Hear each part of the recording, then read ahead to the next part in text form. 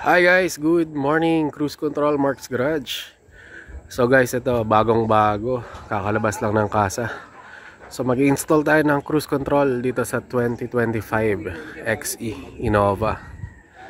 Yan guys, so check natin guys. Nandito pala tayo guys sa Valle Verde, Caloocan.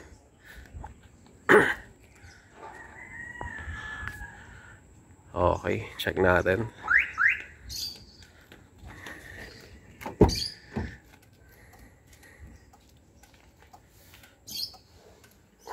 Ayan, so guys, wala pang cruise control, automatic transmission.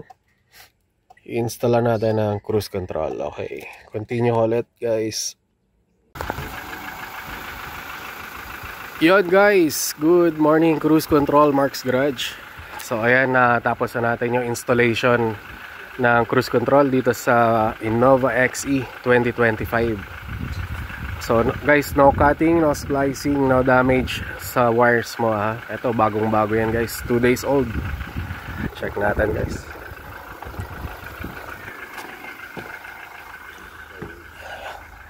So guys, ito na yung cruise control na install na natin.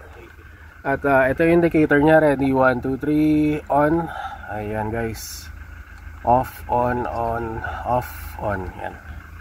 So guys, ito yan off, on, off, on. Yan. Set, resume, cancel. Ayan guys, so pag na-reach nyo na yung speed, minimum speed ay 40 kph.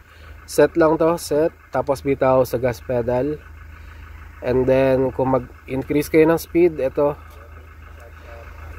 pwedeng pa isa-isang click pataas, or ito minus ng speed. Pwede rin ito i-hold. Ayan. Tapos cancel.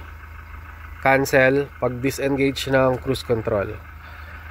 Ayan guys, so ito na, okay na siya, na-install na, goods na 2025 Innova XE. Ayan, dito lang yan guys sa Cruise Control Mark's Garage. Yes.